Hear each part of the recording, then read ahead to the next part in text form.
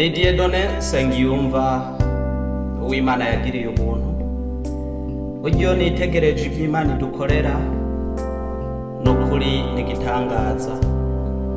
Naco gituma nogusaba ngo dufadikanye iyi ndirimbo dushimagiza ubuntu bw'Imana, na cane cane wewe wagira ubuntu. Imana yacu ni nziza, ni inshuti itazigera ihinduka, urukundo rwayo ni rwinshi kandi nta kagero rugira.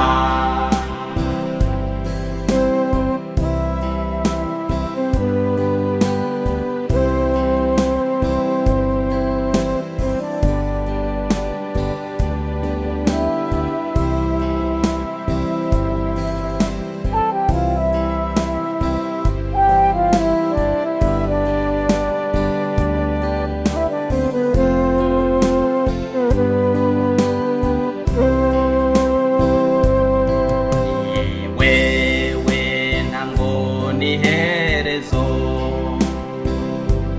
mwemu wawa tuzigame Yesu, turagushimiye ibyabaye, tukwizigiye kw'ibizoba.